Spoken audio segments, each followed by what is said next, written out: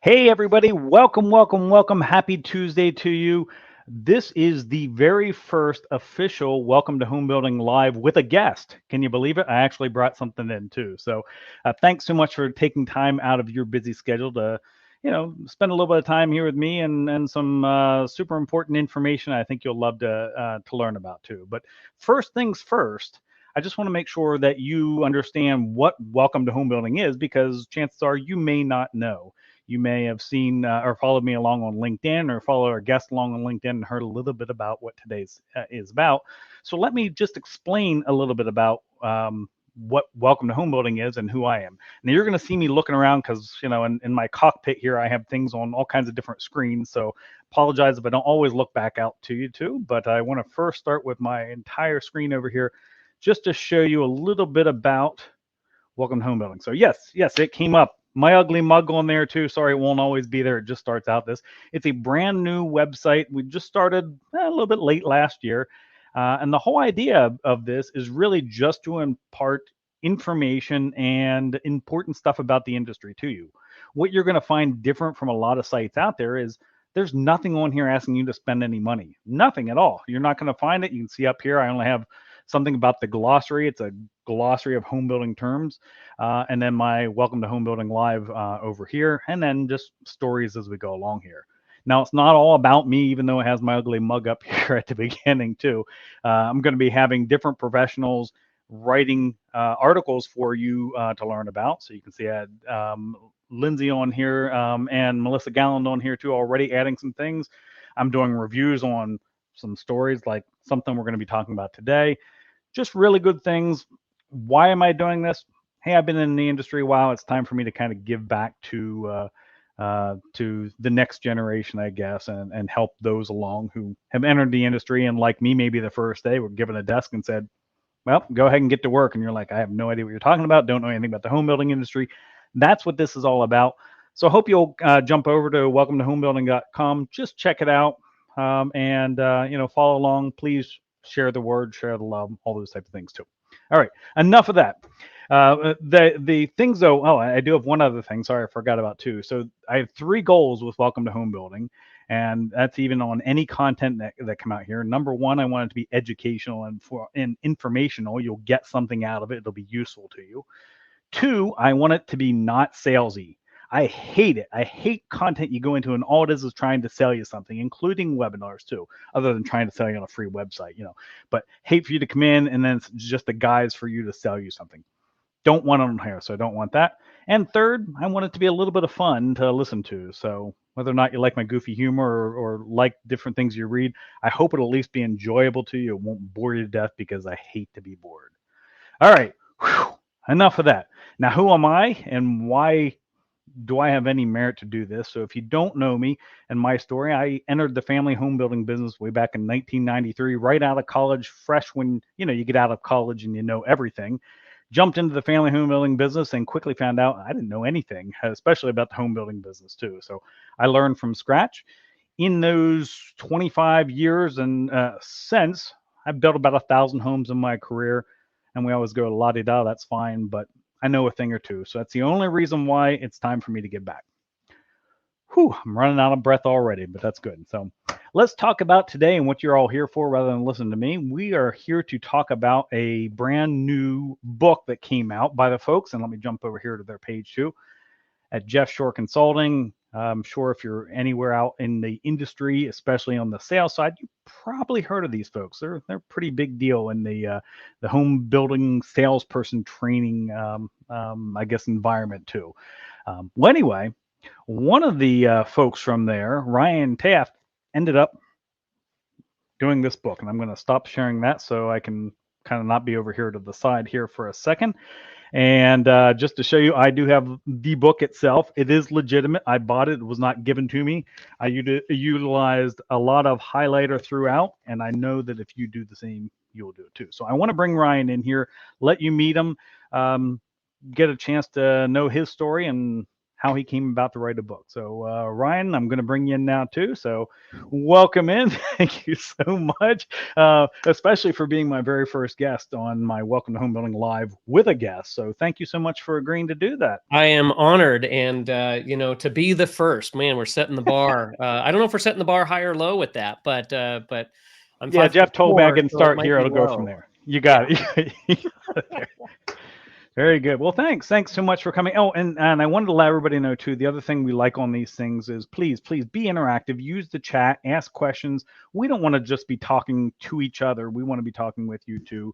So if it helps to get you started, throw in the comments there. Maybe where you're signing in from and those types of things too. I'm sorry, Ryan. Go ahead and let everybody know who the heck you are and why you have any merit to write a book on sales. Yeah. So this is something that's been in the back of my mind for my whole career. This will be my 23rd year in home building, and started out in sales, got into the training side of things. And I've been with the Shore Consulting team now this is my 11th year in creating content, delivering content, and getting the opportunity to just travel around the country and hopefully impact people in a really positive way. So, yeah, I started off in the days of, kind of where sales was more tolerated than celebrated.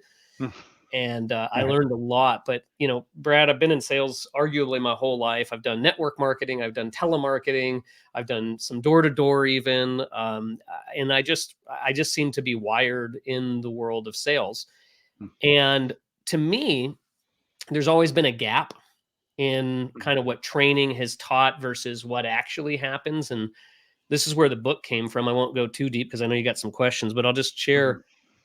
I cannot tell you how many trainings I've attended, how many where they said people buy emotionally. And then there was no training on how to uncover the emotion. It was maybe how to manipulate emotion or how to force people into feeling a certain way or try to fabricate it, but nothing that uncovered how people felt and why they were even interested in the first place. And so Sure. that really was the premise of the book. And I just felt that it was all wrapped up in stories. I can get into more detail, but that's kind of the gist. Yeah, no, and I think that's well put. I know, and in the book, a lot of things too. I heard like when you gave examples of things you ran into. I know I said some of the stuff too that I feel like a bonehead now for saying, whenever I was dealing with customers. And again, it's nobody's fault. It's just that's either how you were trained or That's how right. it was brought into place. So it's just you don't know any better, but you kind of had a way of kind of, I guess, putting it that you go, that makes perfect sense what you're saying too. Well, And you're right, and that's why I wrote the chapter, which I think you commented just in our side conversations. There's a chapter for those of you who are watching this and you haven't read the book called "Don't Be a Weirdo," and I absolutely wanted that to be a chapter in here because it's one of the key points when I'm working with sales professionals. And I'll give you a good example. I got a friend who works out in the Southern California market, and I saw him practicing a technique on how to connect with a customer, and he's all of like 23 years old, and he's standing there with his hands like this, and he's like, "Well, is it okay?" And I'm like, and I walk up and I'm like, "What are you doing?" And he's like, "What do you mean?" And I'm like, "Is that how you stand normally? Do you talk to your friends like this?" And he's like, "No." And I'm like, "Yeah, I wouldn't do that." And all right. to that point, it felt inauthentic, which is what I call being a weirdo, is when you're trying to be something you're not. Mhm. And I think Mhm. people's BS radars are pretty off the charts, and they're pretty attuned to when people are being fakey or they're faking it to Sure. make it or they're trying to be a professional when casual seems to be a little more on the confident side. So, Yeah, and you're right. And a lot of times, folks that are trying to be something they're not, when they're asked a question that they don't know, they start trying to make up an answer because they think they need to know.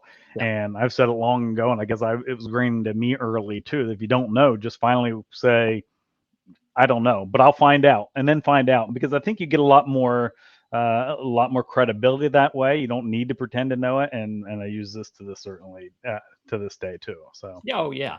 You don't have to and if there's anyone, watching who's new to the industry, here's the good news. You don't have to know everything. Mhm. You just Yep. don't. And that's fair.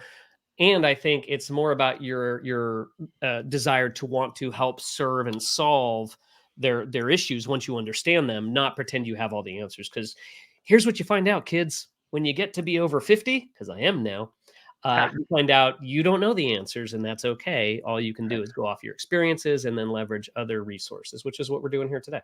Very good. And look at this. We're getting people in already. Man, we're setting the bar high. Man, oh man, that's putting a lot of pressure on me. Thank you, Cassie, as well. And Steve, look at that. Steve, what's up, Steve? Amazing sales trainer. You got it. So you got some love there. Maybe one day I'll be well known too, and who knows as we move along too. But for those who don't know, and maybe who haven't picked it up, I have actually on that Welcome to Home Building site, folks. I did a review on this, so you can go ahead and take a look at it. But what the heck is Storygetter? I mean, kind of give us an elevator pitch of what Storygetter is, and for those who may not yet know yet. It's an interesting title, right? I mean, it's very different. I kind of made up a word. When a couple of background pieces to really answer that question. One is, for years as a trainer in the new home space, I've been saying to crowds for a long time, if I could take all of the different titles that are out in our industry, right? NHA, NHC, NHS, so there's sales consultant, manager, all of these different titles, I would change it. If I got my choice, I would change it to PSG. And I've been saying that for a long time, and that stands for Professional Storygetter. Okay. And the reason I say that goes back to a story from when I was a kid. And we had a rule in my house growing up, which was if my Uncle Gray, who, by the way, was a colonel in the Army and a World War II veteran, saw a lot of combat, a lot of bad things went down when he was in the service. And we had a rule that if Uncle Gray was to come to dinner, we were not, the kids, my brother and I, we were not allowed to ask him anything about his time in the war. Okay. And the reason why was because, as you probably could guess, it would turn into a hot mess. He would start bawling and crying, and then Grey Goose vodka would get involved, and it was just a downhill train wreck. And so nowadays we know that to be PTSD. But what I recognize from that is it didn't matter whether Gray had just gotten out of the military or if he was 90 years old. He had the same emotional reaction anytime he would retell those stories. And so this, Brad, to me became the one of the pieces that filled in the gaps of this. People buy emotionally, and then we get trained to get a bunch of information in the sales process, right? Like when we talk about the traditional training, I was trained not to do a whole lot of emotion discovery. I was taught to get you to say yes a lot. Sure. Right. Are you familiar with the the small questions? Yeah, the small yeses. Yep. Yeah, and like if I can get you to say yes 7 times coming into my sales office before we look at a model, if somehow you'd be like, must buy home, like for a zombie, like a hypnotic approach. It was so dumb. But the problem is this gap, and so it was reconfirmed, and it's part of my opening in the introduction of the book, where Jeff Shore and I were sitting in an airport in Chicago. And there was veterans, Desert Storm veterans, sitting right on the other side of us, and they were laughing and joking and having a blast. And then that conversation took a 180-degree turn when one of them started talking about one of their buddies who didn't make it back from Iraq. And next thing you know, these guys that were like military guys, like they looked like military guys, were like bawling in the lounge at the airport. And that really was where, like, I remembered Uncle Gray and this whole thing, and it just hit me. Emotion is how people buy, but they hide it from the salesperson, right? Like if anybody who's in sales is watching this, here's what you're going to recognize. And you think about it. Don't people drive up through the community, park out in front of the car, and then like 60 seconds inside the car without getting out? You know what they're doing in there? Game planning how to get away from you, right? Like, okay, you pretend you can't speak English and I'll fake a lazy eye. Let's go, right? And we got a plan. We might even come up with a safe word, right? Like if I say buffalo, we run. So if that's the case, they're hiding those emotions. But my question when I'm working with salespeople, which really what the whole point of the book is about, is that if they're hiding those emotions, how do you uncover them?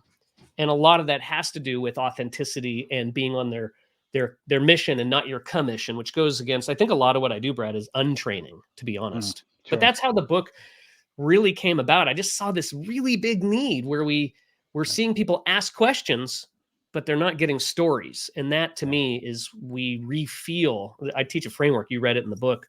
When we retell a story, and it doesn't matter how long ago it was, we tend to time travel. There's actually a scientific term for this called chronesthesia. that you go back in time and you'll see people's eyes go like, well, okay, yeah, it was a Monday, and they'll time travel back to that time. Okay. And as they retell those stories, they relive them. When they relive them, then they experience those emotions, they refeel them. And that to me was the framework that I developed from that moment in 2015 at the airport. Oh, that is awesome. And you're right. A lot of folks do. I've done it myself. You hide the story on there too. But from the sales side, it's they're at your door.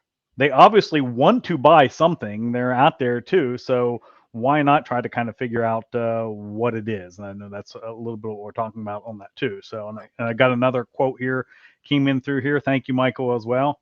Man, oh man, I tell you, Ryan, I'm I'm scared now. Now I gotta keep raising the bar. So I'm not only a fish, I'm a big fish.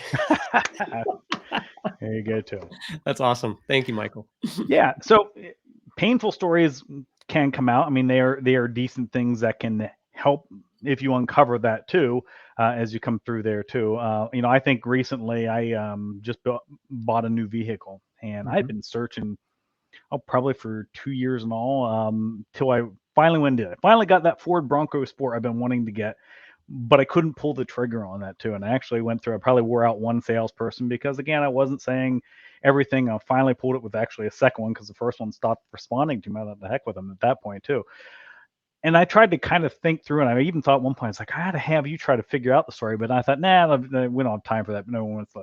But part of that, and for those who know me, I'm a home builder. As I told you, we built a couple hundred homes a year as when, and then of course the recession of 2009, like a lot of builders, we weren't prepared for it and we limped through it, but then eventually said that's enough. Very, very, very painful experience for me to go through. Anyone that goes through kind of the closing of a business too.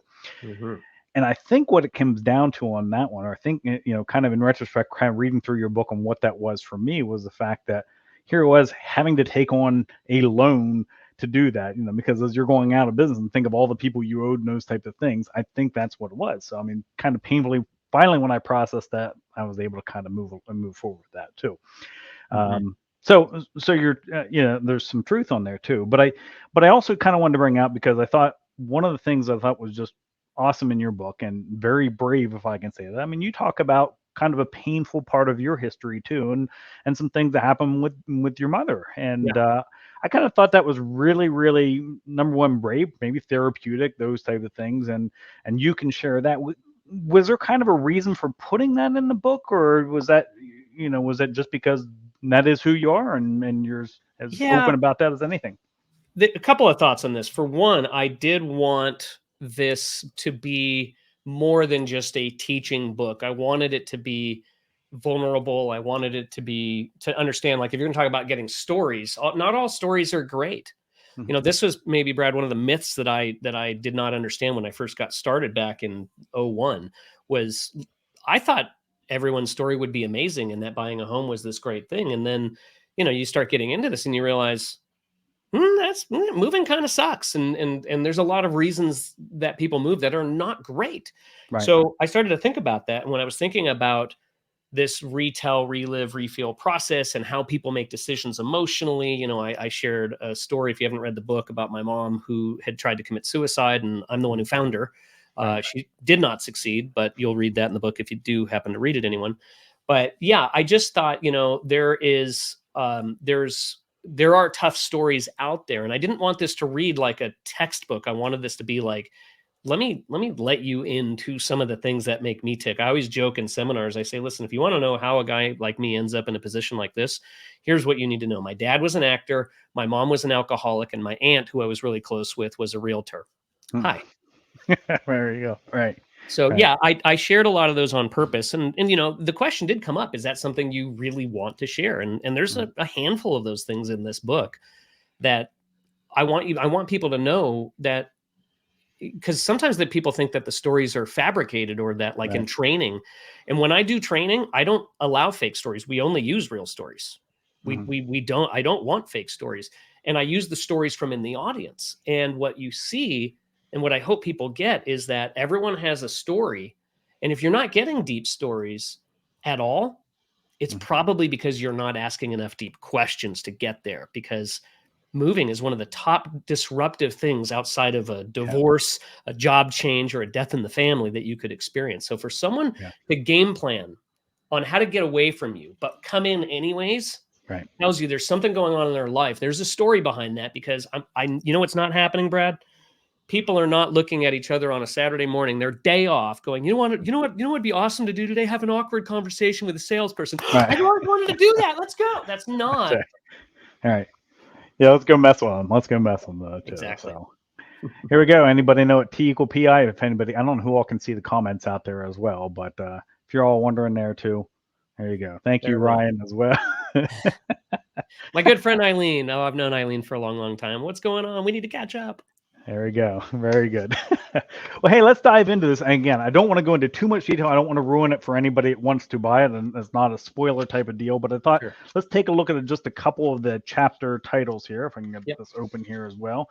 And I think kind of the first one I looked at was called Killing Sacred Cows. So let's talk about that. What is a sacred cow that you talk about, and why do you got to kill it? Yeah. So, when you think of like traditional training back in the 90s, 80s, even early 2000s, there was some things taught that just don't work today.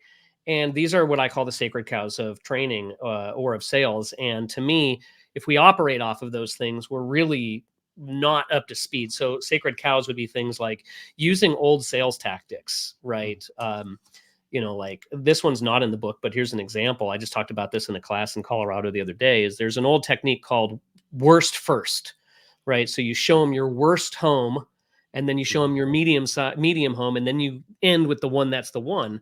And the idea is a manipulation. It's to wear your customer out and get decision fatigue in, so they'd finally be like, fine, I'll make a decision. And it's manipulative, it's self-centered, and in the words of an 80s TV show, Living in Color, homie, don't play that. So we really don't, and millennials look that up. I say, kids ask your parents. So yeah, Gen Z, I don't know what to do for you on that one. That was really old. But what Killing Sacred Cows is challenging the sales techniques of yesterday to ask, are they still applicable? Do they still apply? So for example, if you find yourself in the middle of saying, I know how you feel, others have felt the same way, we like to challenge that and go, do you really know how they feel? Have you ever had to put down $70,000 to live next to power lines? You haven't? Well, you might want to stop saying, I know how you feel. So there's a way to connect through empathy without using a cheesy tactic of, I know how you feel. Others have felt the same way, but here's what they found. So it's just killing sacred cows is like, let's stop doing some of these things and let's bury them. And some of it's just habitual. We don't even know we do it. Case in point, when was the last time you said, like, and this is a technique I talk about in the book, if you and I go out to lunch, Brad, and you order a club sandwich, let's say you order a club sandwich. I don't know if you like club sandwich. Let's say you do. Sure. Belly like this, there's not much I don't like. So okay, cool. All right. Well, then next time I see you, we're gonna have club sandwiches. Sounds good. So we sit down, you order the club sandwich, the waiter walks away, and I look over to you and I say, so different various meats nestled between 3 slices of bread's important to you. You'd agree, wouldn't you? You'd be like, we're never having lunch again. I'm out. That's right. It's like, yeah, that's where you get that the safety text. Nope, gotta go. Yeah, you don't, because you don't talk like that. But there's the old technique that's called the echo method, and say, so this is important to you. And it was a confirmed technique. And it makes you sound like a weirdo, which is where the don't be a weirdo and the killing sacred cows sort of kind of bookend the whole buy emotionally piece and be authentic. Yeah. That's and I appreciate that. Now, what for those maybe newer to the industry, I guess, as they're coming in, because that's a little bit about what I'm doing. Welcome to Home Building. Sure. What if they're, someone's maybe younger, newer, listening, and they're listening to someone that's been in the industry since the 80s, 90s, and thinks that's the way to do that, and says, no, you will do it this way. I mean, do they have a choice, or do you just have to kind of, work in and get your own way? And I know that's maybe an unfair question because. Well, no, it's a fair question because it happens. And I get asked this in trainings a lot. I'm of the opinion that you put everything on trial, even my stuff, put it on trial. Like ask the question, what's the strategic point of this? Too many salespeople have been handed down a set of questions, which probably came down on a couple of stone tablets, and somebody named Obadiah carried them out to everybody. And it was like, we all ask the same questions. And the reason we do it is out of habit, but there's no strategy, right? So I would say put it on trial. I'll give you an example. I had a salesperson in Texas one time raise her hand in the middle of a class when I was talking about connection and be on the customer's mission, not your commission.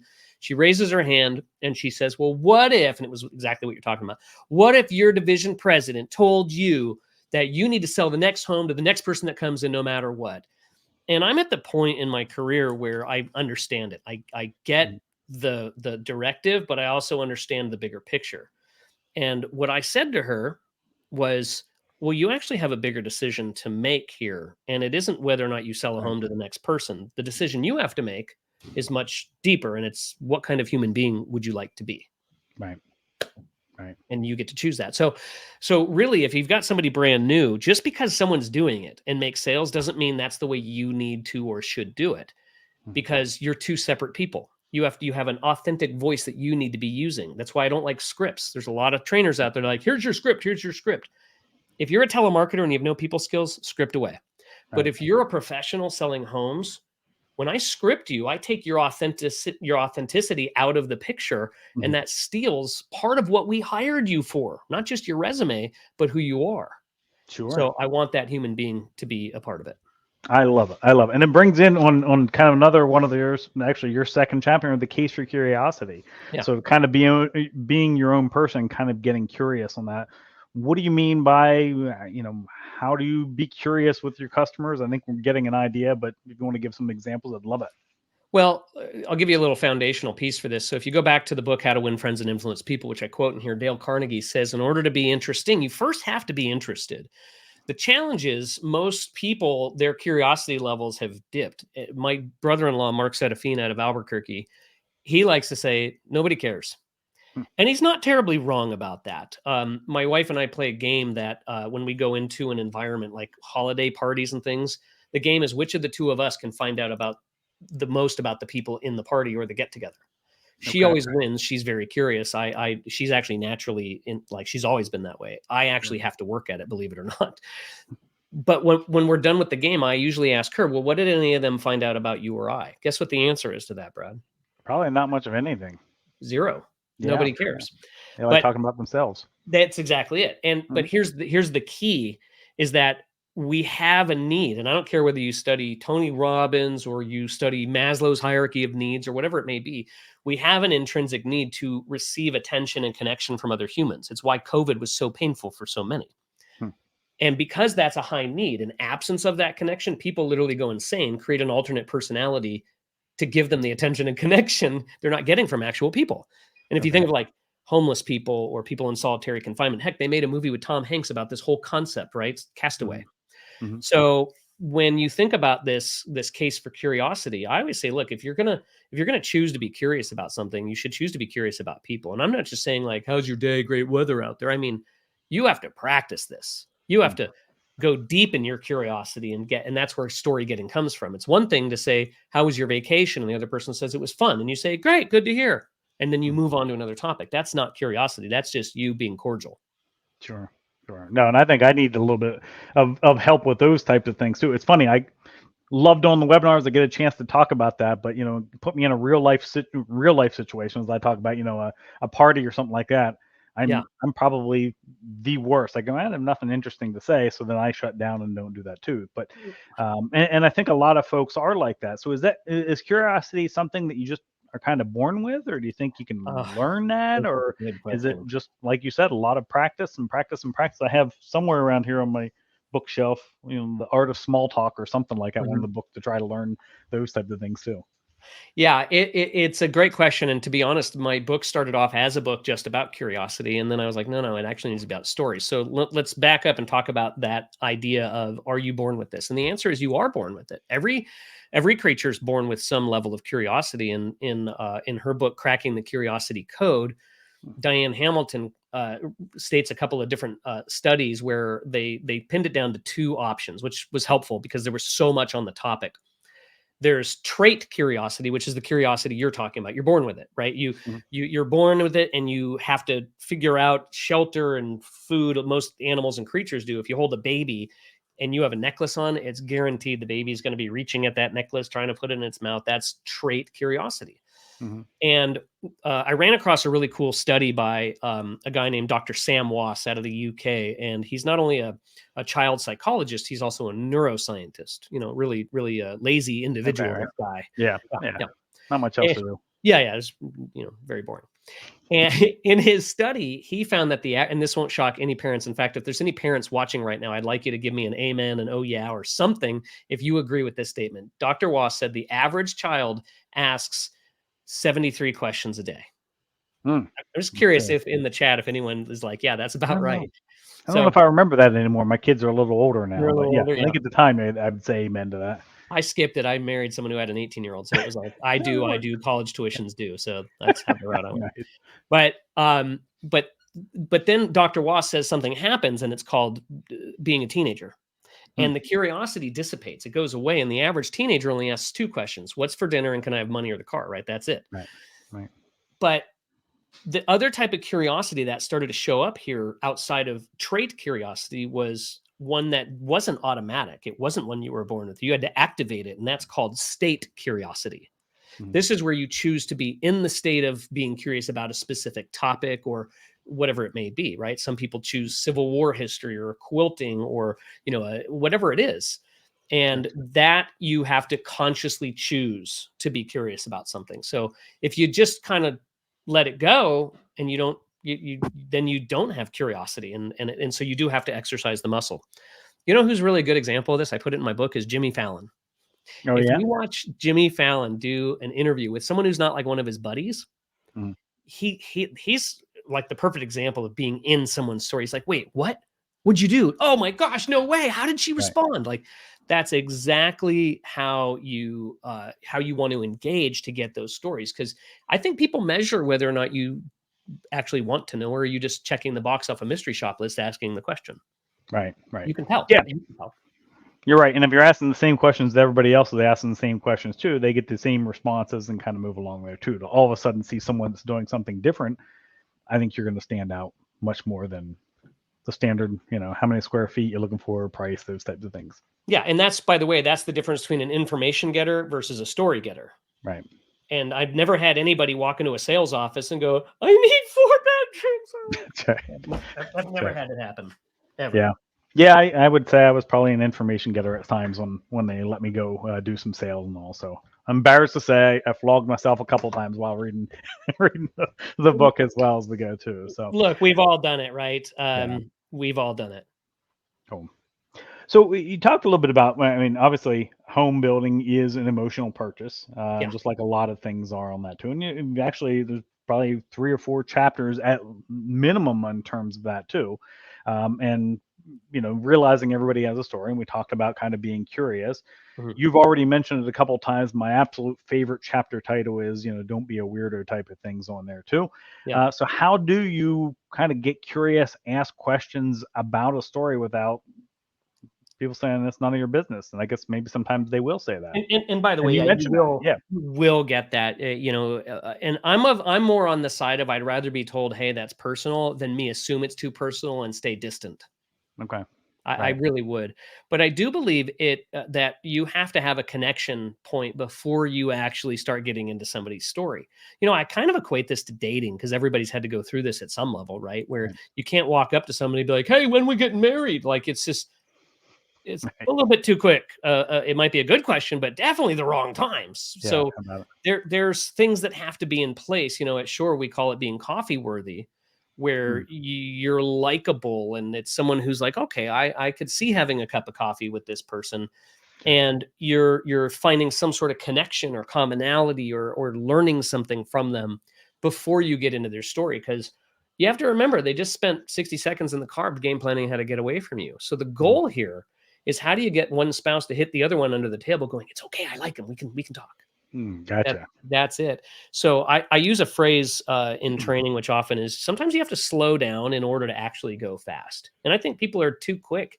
They get down to business too quick. I would clock myself. And if I'm on the floor right now, I'd clock myself. How fast are you getting down to business? Hmm. And is it too fast? And my suspicion is 9 out of 10 people are too quick. There's always the one that I'm like, okay, you need to speed it up. But Right. the majority, 90%, they're too quick. The buyer comes in and says, "We're interested in this. So you still have this home?" And we're like, "Oh, it's a sale." And all of a sudden we need, some sort of commission breath mint because we start going into business. You Yeah. still have to connect, because I will not give you my real motivation, my real story, my real anything if I feel that you're just after the sale. I just won't. Now, on the opposite side of that, though, when you get the folks out in the car, they've made their getaway or their plan before they come in, walk in the door, you welcome in, and they go, just looking," and keep on walking, and they don't want to say anything. Is there a time when you go, "Okay, I'm not going to talk to them," or does that not give you an excuse to not do Yeah. it, but still go talk to them because that may have been their plan all the way? Just say we're just looking. That's all we're doing. Yeah. Keep on going, and we're walking, going out.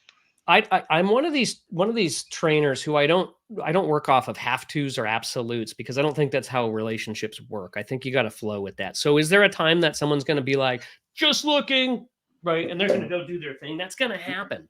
Mhm. When that happens, you just got to roll with it. Now, my goal is, how do I break down those barriers before that ever happens? But if it does, and if you're just being a real salesperson who's in a model right now, that's going to happen. And if anybody I've ever asked this question to, well, what happens when you say that, or they come in and they just strong arm you, or whatever the case is, to that end, what ends up happening here is you say, "All right, cool."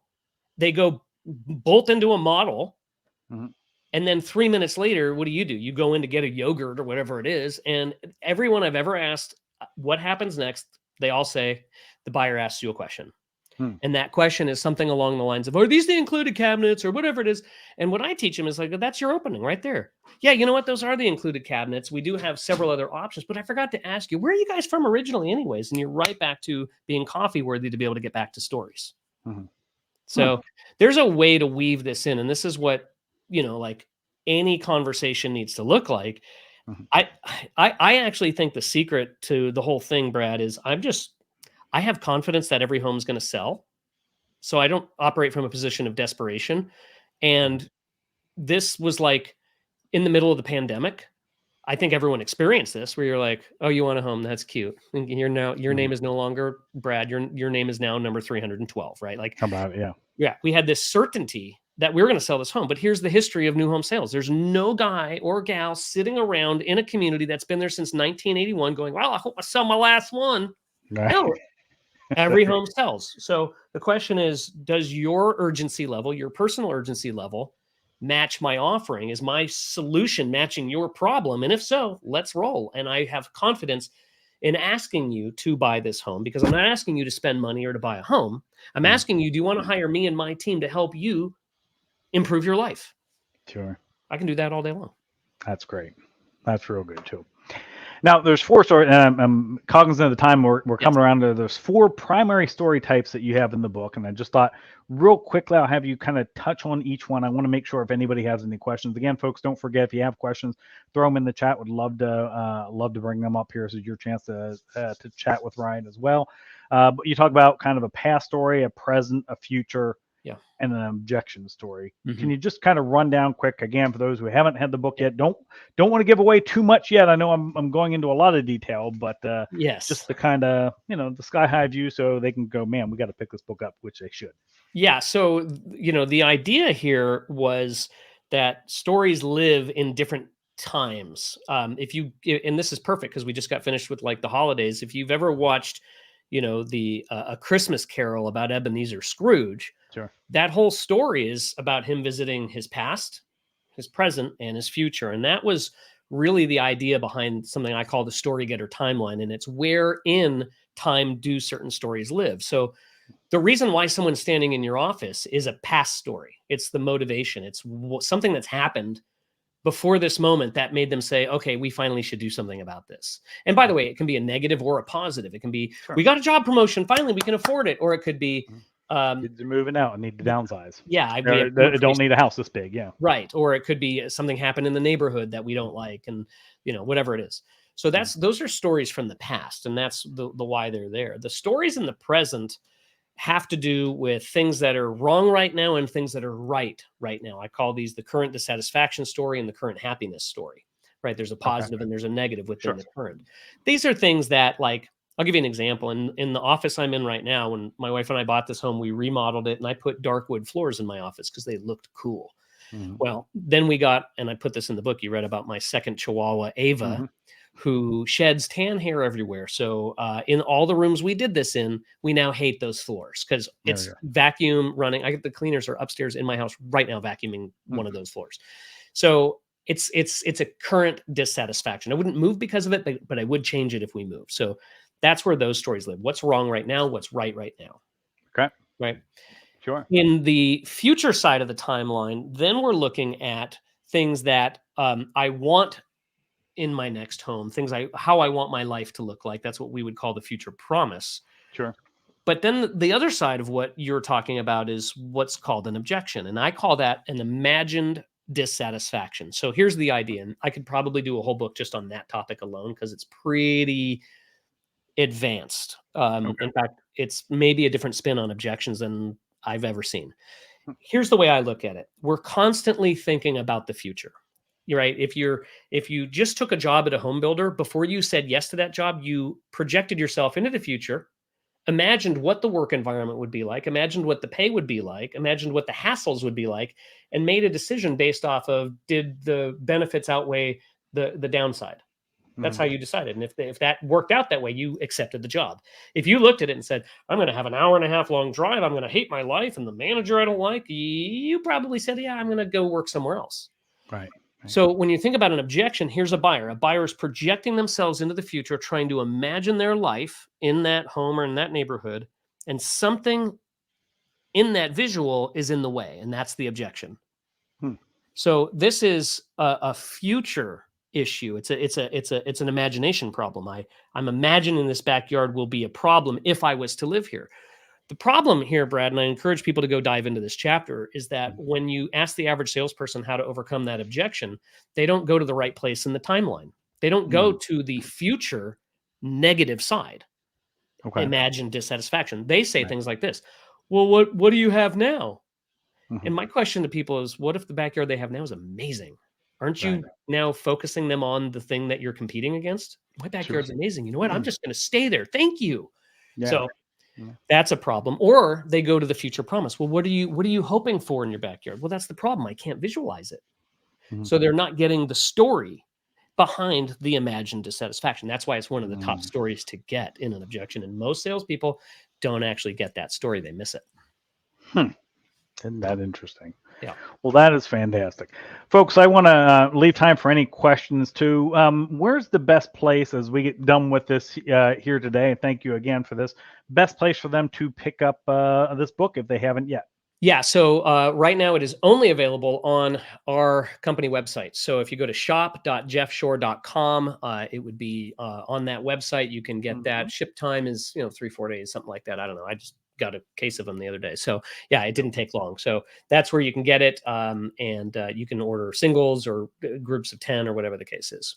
Yeah, cool. And I kind of brought it up over here just so folks could see this. Very Bunch of good. other books out there too. I haven't read the 4-2 formula. I know you reference it a lot in there too, and it, so I think I better.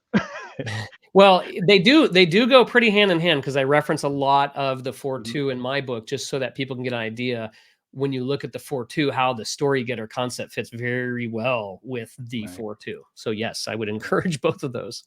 That's good. And I kind of put in my review a lot of times, and I'll tell you this now. I said it in my review on the site there too. A lot of times you get books from a consultant or something, and you feel like, oh, it is just a sales pitch. And just like I, kind of on the Welcome to Home Building is not a sales pitch. Obviously, you make your money in terms of the consulting, but it didn't feel like a sales book at all. I mean, certainly there were references to the other thing, to the 4-2 formula and to Jeff Shore, but that's Yeah. expected in a book like this. But it did not feel like I'm only giving you just enough that you have to hire me, which is what a lot of folks do in this No, business. So kudos to you. here the challenge with that is that when you see people do that, it's because they have limited content, right? Mhm. And they're afraid to give it away. Gosh, you on screen a second ago, you had our Tougher Market New Home Sales book up there. That Mhm. is a massive amount of content, that book. We are Okay. not afraid to share content because that's one of the things that we do really well at Shore is we are content creating machines. Like we have, if a company was to hire us and see us every quarter for 5 or 6 years, you'd never see a repeat of content All ever. right. That's because awesome. it's not a one-trick pony, and we're always looking to create new things like Storygetter or contract to close or tougher market new home sales, just always. So to that point, we put our own stuff on trial. We have to. And the minute something isn't working, we'll pull it. We have no problem Yeah. with that. Well, that is awesome. You be at IBS this year? I will. I'm actually doing 2 sessions. I'm doing one on story getting. Okay, So great. that will be on, I believe, Wednesday morning. I think it is. Okay. And then I'm also a part of the sales rally later that afternoon with Jeff Shore and Beth Bird and Jim Suth. Oh man, some great names there too. Yeah, Love be working fun. with them too. Great. Yeah, I'll be there. I'm doing a session on finding money in your floor plans, doing it with, TK Design and the folks at Builder Partnerships. And we're going to basically pull one of my old blueprints apart in front of everybody. I'm exposing it, saying this is one we sold a lot, and they're going to tell me how much money I wasted all along the way. So it should be a fun one. Well, let's make sure we connect. I definitely Yeah. want to catch up with you there. Good. All right. Well, let me just see if there's any questions here before we get done here. I want to thank you while we're waiting here. Again, thank you again for being very first guest and setting my bar where it needs to be at this point now. Kind of continuing on that, thanking everybody who took some time out to be part of this today too. Absolutely. Future things we're doing, I'm going to be doing things like, I have an HVAC contractor coming on to talk about sizing up furnaces, those types of things. And my goofy humor, I think it's going to be called something like size really does matter or something. I know it's terrible. I'll probably be run out of town with some of these things, but it's part of the fun. But we're going to be having some fun with those types of things too. But anyway, I'm going to let you go. Everybody, thank you so much. I'm so grateful. Pick up the book. It is fantastic if you haven't yet. And again, it's not salesy, but dang it, whenever there's something that's of value, I'm going to at least tell you to do that. I make nothing of it. I get no affiliate out of it. It's just I think it's fantastic and everybody needs to know it. So Awesome. great. Well, thanks, Thank Brad. you so Appreciate much. the time. Thank you. Take care. I'll see you at IBS too. All right. We'll see Thank you you, then. Mike. See ya. Bye-bye.